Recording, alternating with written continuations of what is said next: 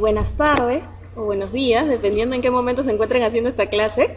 Mi nombre es Mariana Ramos, soy médico epidemióloga, directora de la Unidad de Investigación y Respuesta a Brotes del NAMRU-6, que es el Centro de Investigación de Enfermedades Tropicales de la Marina de Estados Unidos. Además de eso, también pertenecía a la Sociedad Científica de San Fernando en mis épocas de estudiante, y me da mucho gusto estar participando de este curso, y tengo entendido que esta es la primera clase, así que vamos a empezar por lo más básico para poder ir después adentrándonos un poco más en el tema de investigación y poder terminar finalmente con capacidades suficientes como para poder hacer nuestro protocolo de investigación. Entonces, en esta oportunidad les voy a hablar acerca de básicamente cómo empezar a investigar, ¿no? Cómo lo vamos a hacer. Y vamos a hablar, antes que nada, una pequeña introducción de por qué es importante investigar y por qué es importante terminar todo en una publicación, sobre todo cuando somos estudiantes, ¿no? Como vemos en esta diapositiva, una pregunta de investigación siempre debe terminar en una publicación, es lo ideal, ¿ok? Y es a lo que nosotros debemos apuntar. Entonces, si estamos en pregrado, si somos estudiantes todavía universitarios, la pregunta del millón es, ¿no? ¿Debemos investigar? En realidad sí, ¿no? Por supuesto que sí debemos investigar. En otros países incluso, existen muchas referencias al respecto, se considera una discapacidad, inclusive, no tener experiencia en investigación en pregrado, ¿no? Se espera que un estudiante de medicina tenga una buena rotación de investigación y experiencia haciendo trabajos de investigación. Ahora, si nosotros no nos sentimos o no tenemos las facilidades para hacer una investigación, existen algunas maneras de empezar a hacerlo, ¿no? La forma más eficiente es encontrar un profesor que trabaje en el área de nuestro interés, ¿no? Y trabajar con él, juntarnos con él, ¿no? Como que a un árbol más grande, ¿no? Eso es lo que siempre se dice, ¿no? Ahora, no siempre es fácil encontrar a alguien que nos quiera recibir como sus estudiantes o un instituto que nos acoja.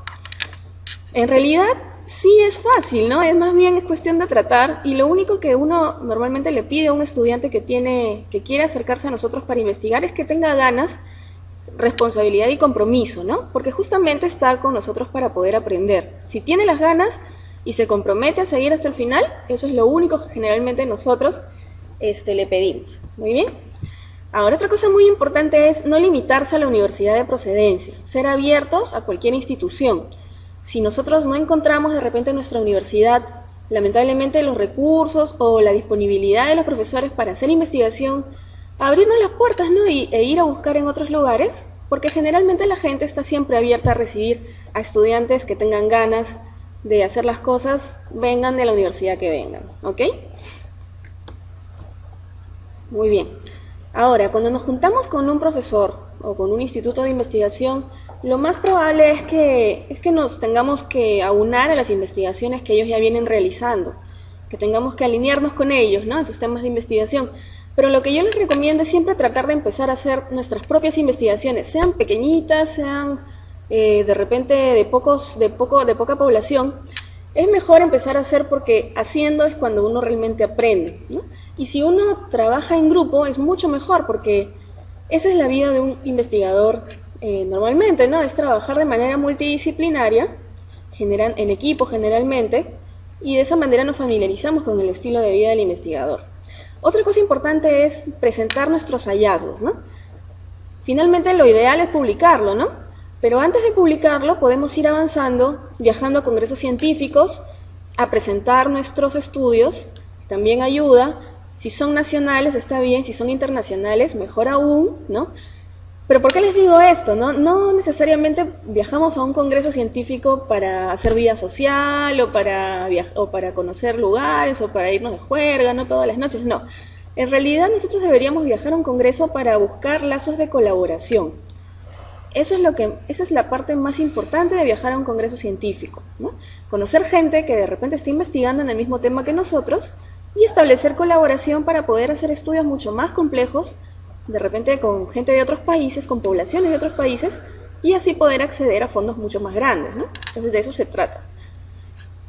Ahora, otra cosa es buscar publicar nuestros hallazgos, y finalmente, si somos o no investigadores a largo plazo, eso va a depender ya mucho de nosotros, ¿no? Si finalmente terminamos la carrera y decidimos dedicarnos a la investigación a tiempo completo, en verdad eso es una vocación y debemos evaluar bien si nos gusta o no nos gusta, ¿no? No es para todos, pero si nos gusta, excelente, entonces podemos seguir adelante, ¿no?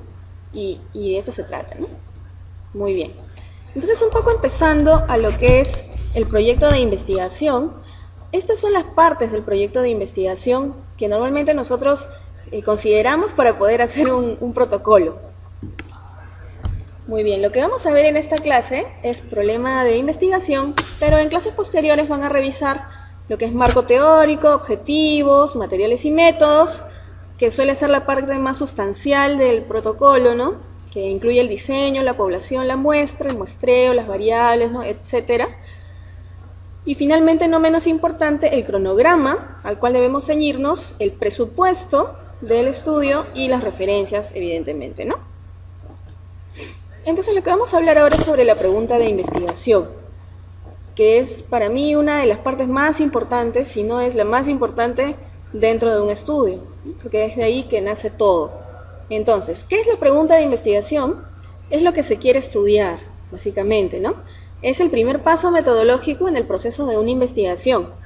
La pregunta de investigación generalmente es una interrogante, es una pregunta, acerca de un fenómeno que hemos observado en nuestra realidad en forma precisa y clara, de tal forma que de esta pregunta se desprendan los objetivos, los métodos, los procedimientos, los instrumentos, etcétera, ¿no? Siempre debe haber entonces una correlación entre la pregunta de investigación, el título del protocolo, los objetivos y finalmente las conclusiones a las cuales vamos a llegar al final de la investigación.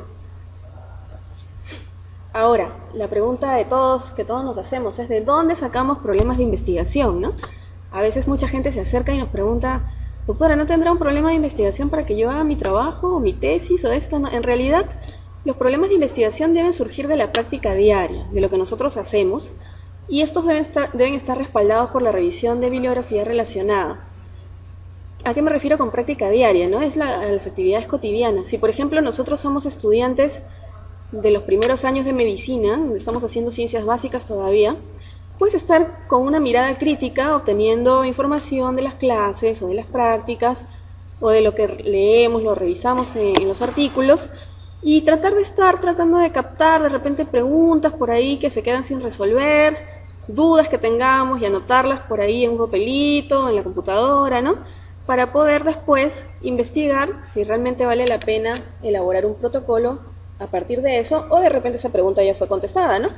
Por otro lado, si es que estamos haciendo clínica, si estamos en cuarto, quinto, sexto haciendo clínica, es mucho más sencillo aún, ya que los problemas están ahí frente a nuestros ojos, pues en realidad, ¿no? Los pacientes son la principal fuente de problemas de investigación de la cual podemos valernos.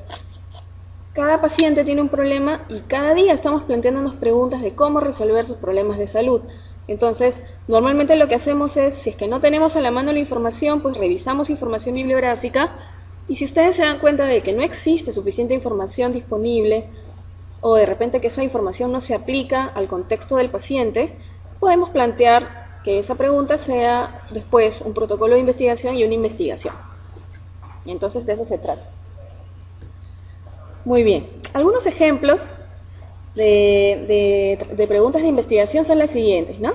¿Cuál es la prevalencia de cataratas en los pacientes atendidos en el servicio de oftalmología del Hospital A en el 2011, ¿no? Por ejemplo, si de repente yo estoy rotando en oftalmología en este Hospital A y veo muchos pacientes con cataratas y de pronto me pregunto, ¿no? ¿Cuál será realmente la prevalencia, la frecuencia de estos pacientes en el servicio de oftalmología, ¿no? Y puedo hacer un estudio al respecto. Si quiero ir más allá y de repente hacer un estudio analítico, planteo otro tipo de pregunta, ¿no? Buscando asociación. ¿Existe asociación entre la ingesta de multivitamínicos y la respuesta al tratamiento con SIRS en la depresión mayor? Esa es otra pregunta que se me ocurre que podríamos hacer, ¿no? Ahora, estas son preguntas hipotéticas, ¿no? No necesariamente de repente ya están respondidas, ¿no? Ahora, otra pregunta puede venir de repente de lo que observamos en nuestra vida diaria, ¿no? ¿Es el alcoholismo un factor de riesgo para accidentes de tránsito en Lima Metropolitana? ¿No? Ese es otro tipo de pregunta. Muy bien. Entonces, existen algunas condiciones para desarrollar una buena pregunta. Generalmente el conocimiento de salud se genera al tener preguntas factibles de ser respondidas. Para poder encontrar respuestas nuevas y útiles a problemas que aún no han sido resueltos, se necesita tener un amplio conocimiento del tema. Si no se conoce suficiente el problema, entonces no vamos a tener capacidad técnica suficiente como para poder imaginar nuevos problemas, ¿no? Por ejemplo, nuevas pruebas diagnósticas o nuevas intervenciones que pudieran ser desarrolladas. Entonces es necesario primero empaparse del tema, conocer mucho el tema en el cual nos estamos moviendo. El desarrollo de la pregunta de investigación, como vemos aquí, no es una iluminación, no es un momento de que se me prendió el foquito, no. Más bien es un proceso iterativo. ¿Qué quiere decir esto? Que se debe observar la realidad y compararla con los conocimientos previos. Una persona que no conoce acerca de un tema, es muy difícil que pueda observar un problema de investigación o darse cuenta de un problema, ¿no? Porque generalmente uno capta las cosas en función de las cosas que tiene en su cerebro, ¿no? Entonces nosotros siempre tratemos de estar actualizados, de leer mucho, y de esa manera vamos a poder captar con más facilidad las preguntas de investigación. Ahora, si no tenemos mucho conocimiento acerca de un tema, otra opción es consultarla con colegas que sepan más acerca del tema. De repente con algunos profesores o con algunos estudiantes que de años mayores, ¿no? Porque siempre dos cabezas o tres cabezas piensan mejor que una. Y debemos perder el orgullo, ¿no? Y compartir nuestros problemas de investigación, porque siempre va a haber gente que nos quiere apoyar en eso. Otra cosa, hay que evaluar la factibilidad del problema, si es que realmente va a poder ser realizado, ¿no? Finalmente el protocolo. Y evaluar los recursos que tengamos disponibles. Esto lo vamos a revisar más adelante en la presentación.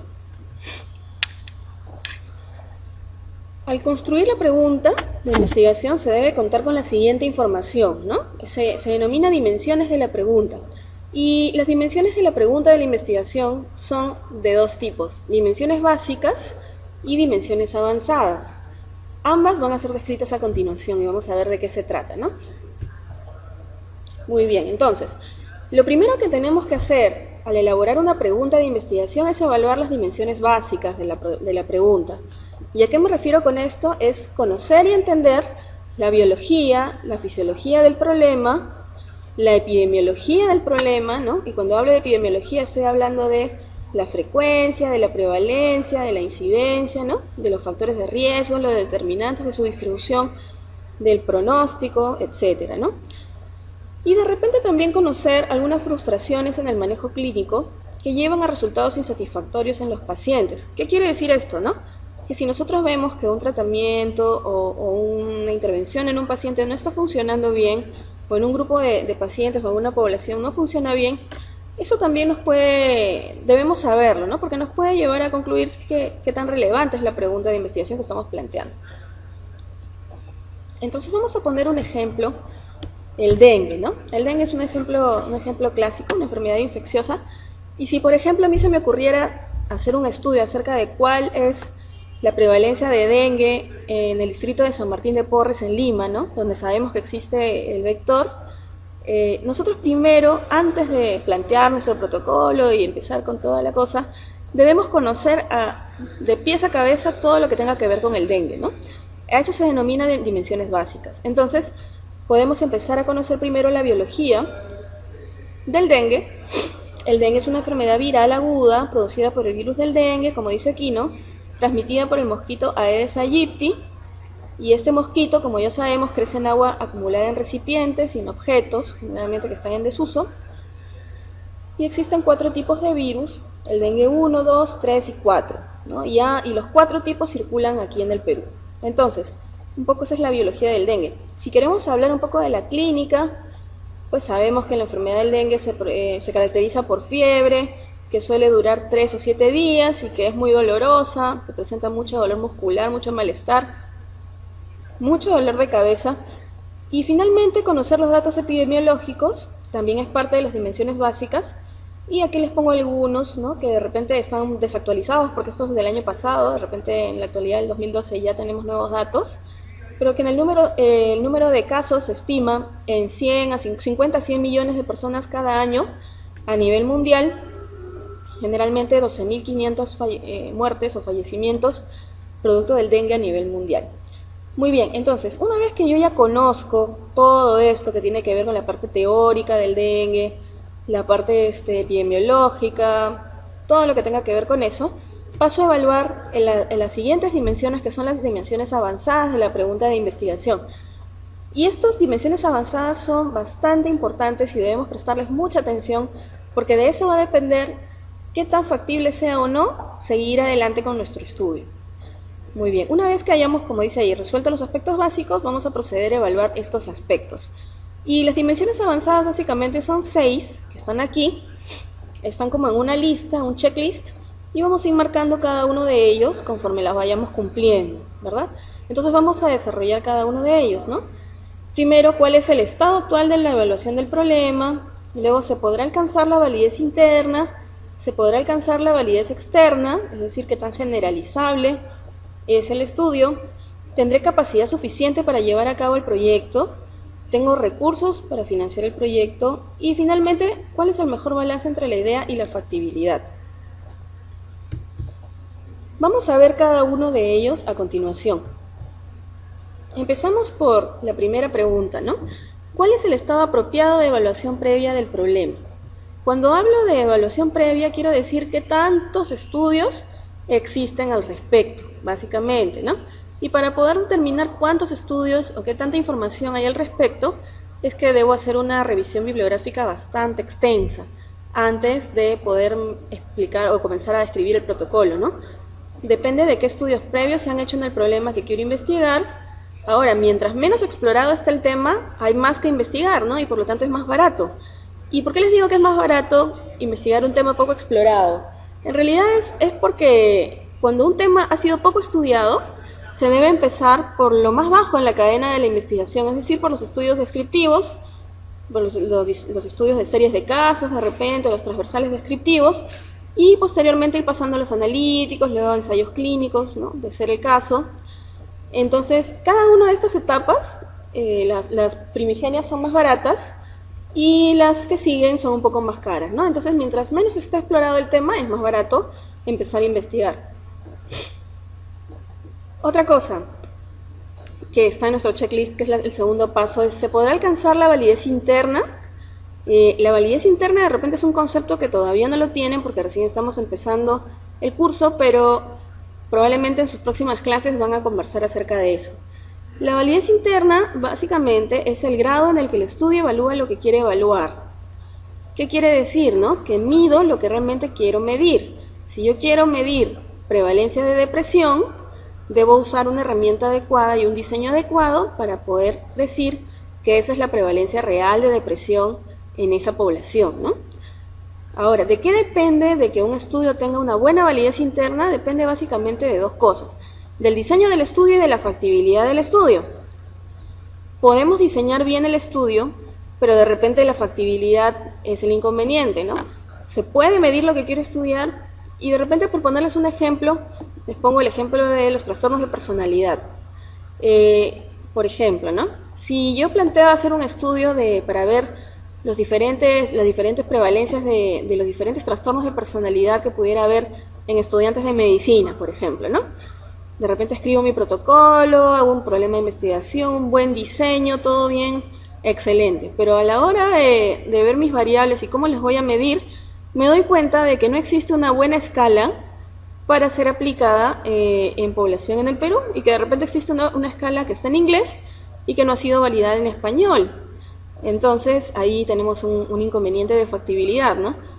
Una persona diría, bueno, simplemente agarro la escala, la traduzco al castellano y la aplico. En realidad no es tan sencillo como eso, ¿no? Con las escalas, como son constructos, generalmente necesitan cumplir con una serie de criterios para poder decir que realmente funcionan. Entonces, al momento de traducir una escala tenemos que hacer todo un estudio de validación y evaluar si realmente mide lo que quieren medir en la población nueva en la que lo estamos aplicando en el nuevo idioma. Entonces eso va a dificultar nuestra factibilidad. Claro que siempre es bueno buscar alternativas, ¿no? Para cumplir la validez interna. Ahora, en medicina tratamos de hacer todo medible, ¿no?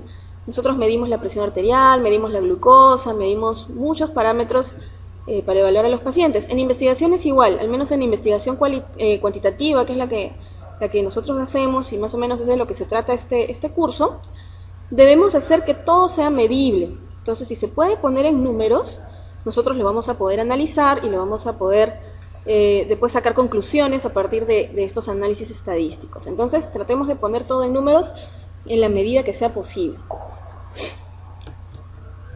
El otro punto que debemos evaluar es si se va a lograr la validez externa. La validez interna, entonces habíamos dicho, la interna, ¿no? La anterior, era qué tanto nuestro estudio medía lo que realmente queríamos medir. Por otro lado, la validez externa es el grado en el que podemos generalizar los datos del estudio a poblaciones similares, es decir, qué tan extrapolables son nuestros resultados. Y eso es lo que generalmente cualquier persona le pregunta a uno cuando presenta un estudio de investigación, ¿no? ¿Qué tan extrapolables son tus resultados a la población en general, ¿no? Entonces, eso va a depender de algunos factores, ¿no? El hecho de tener una buena validez externa, de poder generalizar nuestros resultados, básicamente va a depender de la muestra y del muestreo. ¿Qué quiero decir con esto? Que calculemos un buen tamaño de muestra para el número de variables que tengamos, que hagamos los ajustes necesarios, ¿no? Dependiendo del número de variables, y una vez que tengamos un buen número seleccionado, seleccionar a los sujetos de estudio al azar, de manera aleatoria, y no por conveniencia, como se suele hacer a veces, ¿no? El azar, la manera aleatoria, es la mejor manera de evitar sesgos y es generalmente la única manera de poder lograr que nuestro estudio sea extrapolable a otras poblaciones semejantes. De eso depende básicamente de la validez externa. Entonces, ¿qué pasa si, por ejemplo, un estudio tiene poca validez interna o poca validez externa? Si un estudio tiene poca validez interna, ese estudio debe detenerse. ¿Por qué? Porque es un estudio que está mal diseñado, está mal hecho, por lo tanto las conclusiones que saquemos de ese estudio probablemente sean equivocadas. Y si finalmente tomamos decisiones en función de conclusiones equivocadas, podemos cometer graves errores, ¿no? Sobre todo en el ámbito clínico. Entonces, si un estudio tiene poca validez interna, debemos detenerlo con el dolor de nuestro corazón, ¿ok? Pero si el estudio tiene poca validez externa, es decir, si no se puede extrapolar más allá de la población en la que estamos investigando, de repente sí podría continuar, porque podría aportar luces al conocimiento, a las características de esta población que estamos estudiando, a pesar de que los resultados no sean generalizables a toda la población, ¿no? Ahora, para lograr una alta validez externa, generalmente se necesita más dinero, ¿no? Cuesta más dinero. ¿Por qué cuesta más dinero?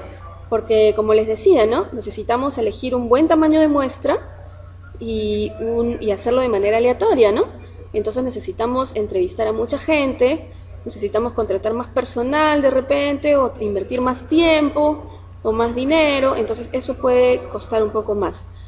Pero eso sí, nunca deben sacrificar la validez interna por lograr una buena validez externa, ¿no? Siempre enfocarse en el diseño del estudio, que sea un buen diseño, y si es que está bien diseñado, pues tratar de hacerlo de la mejor manera posible desde el punto de vista de la muestra, del muestreo, para poder lograr una buena validez externa, ¿ok? El cuarto paso que debemos evaluar dentro de las dimensiones avanzadas es el siguiente, ¿no? ¿Tendré capacidad suficiente para llevar a cabo el proyecto? Esa es una pregunta muy interesante, ya que siempre solemos hacerla, ¿no? Nosotros siempre somos ambiciosos por tendencia natural, ¿no? Escogemos la pregunta más ambiciosa, la pregunta de investigación más grande, la más ambiciosa. Pero en los casos de investigación es mejor ser realista. Debemos ser realistas a nuestra situación actual, ¿no? Es decir, tengo tiempo, soy un estudiante de medicina que tiene muchos trabajos que hacer, tengo muchas rotaciones, tengo que estudiar mucho, tengo tiempo para llevar a cabo esta investigación tan compleja, o mejor, hago una investigación menos compleja que me permita aprender, me permita responder la pregunta sin invertir tanto tiempo, que no tengo, ¿no?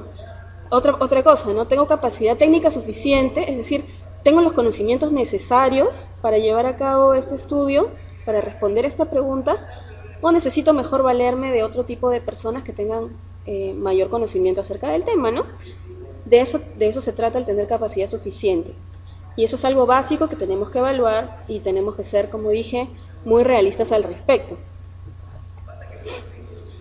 Otro punto que tenemos que evaluar, que es el punto 5 dentro de nuestro checklist, es si tengo recursos para financiar el proyecto. Y en este sentido no solo estoy hablando de dinero, sino también estoy hablando de muchos otros recursos que tienen que ver con el proyecto, ¿no? Por ejemplo, debemos considerar tiempo requerido para terminar el proyecto. ¿Tenemos tiempo para eso? el esfuerzo se va a ver compensado por los resultados a lograr. O sea, nuestro estudio es tan relevante, suficientemente relevante como para que nosotros invirtamos tiempo y esfuerzo haciéndolo, y esas conclusiones van a servir posteriormente, ¿no?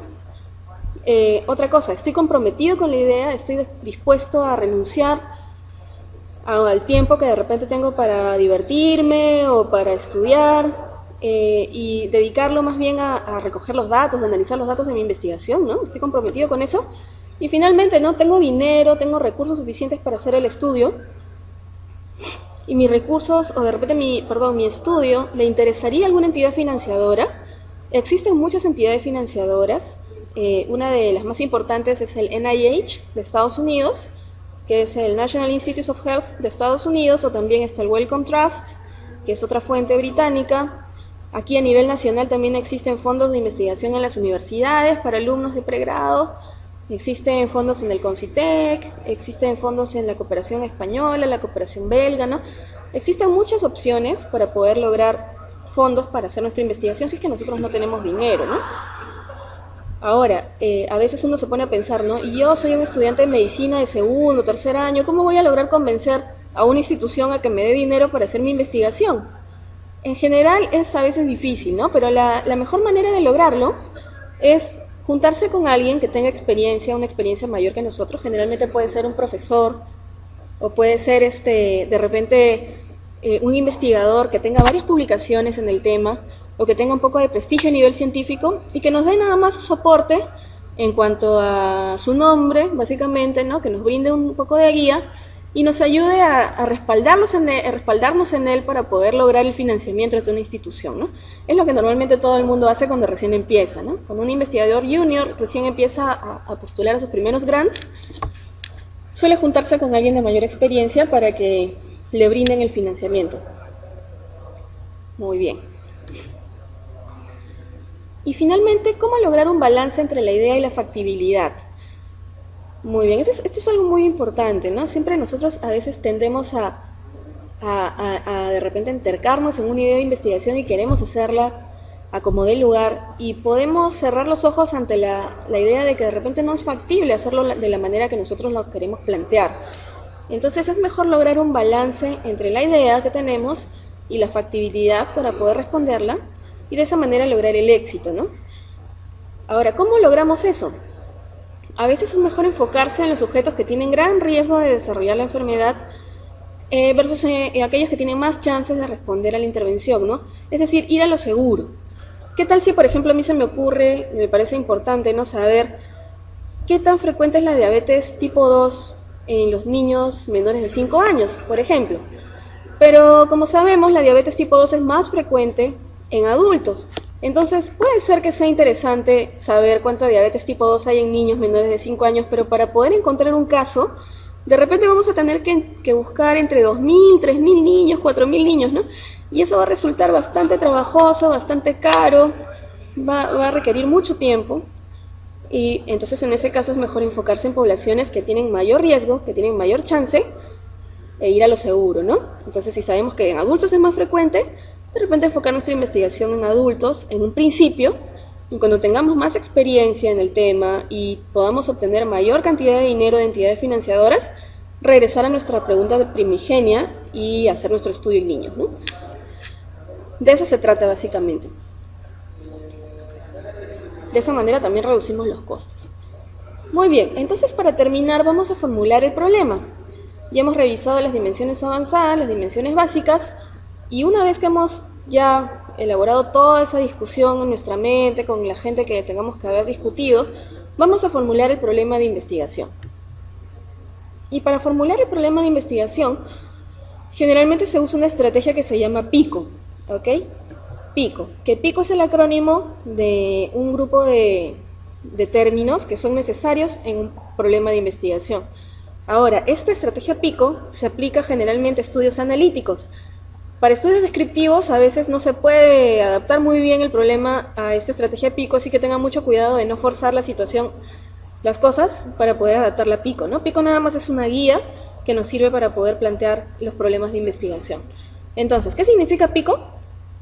P de población, y de intervención o exposición, ¿no? También se denomina variables independientes, ¿no?, a la exposición.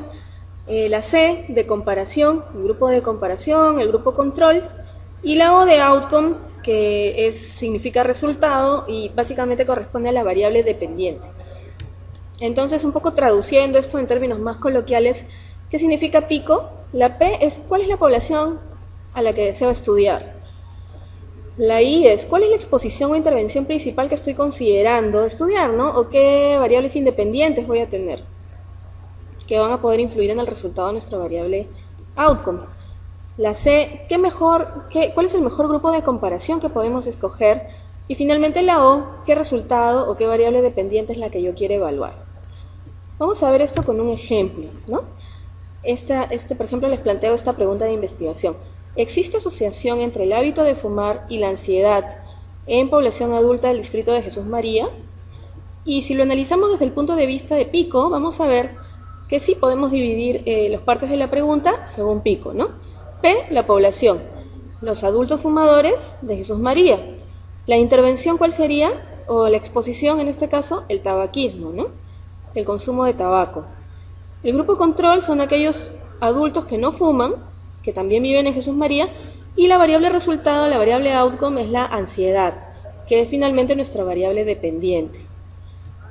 Muy bien, entonces, ¿cuáles son, ya en resumen, las características de una buena pregunta de investigación? Son 5 generalmente, ¿no? Primero, que ya hemos discutido bastante, que la pregunta de investigación sea factible, de ser respondida con los recursos que tenemos en ese momento. Otra, que sea interesante y que sea novedosa, que eso es importantísimo. Evitar repetir estudios que ya han sido hechos en realidades similares, simplemente por tratar de hacer el ensayo, de hacer un nuevo estudio, ¿no? Nuestras preguntas deben ser novedosas. ¿Y por qué novedosas? ¿Por qué les digo esto? Esto tiene que ver mucho con la parte ética también. Porque si vamos a utilizar el tiempo de los pacientes y si vamos a utilizar de repente las muestras de algunos pacientes o su calidad de vida, ¿no?, en ese momento, esto debe tener un buen uso, debe finalmente responder una buena pregunta, ¿no? Entonces esta pregunta debe ser nueva, debe ser interesante, debe ser ética, sobre todo debe ser ética, a pesar de que sea nueva e interesante. Si no cumple los lineamientos éticos, esa pregunta no sirve, ¿no? Hay que replantearla. Y finalmente debe ser relevante, como les decía, ¿no? Relevante, y debe aportar nuevo conocimiento. Entonces, espero que esta clase haya sido útil para ustedes, que hayan tenido oportunidad de quedarse con algunos conceptos importantes acerca del problema de investigación. Si tuvieran alguna duda, no duden en escribirme este correo electrónico que les dejo aquí, y yo amablemente les responderé con algunos alcances. Muchas gracias.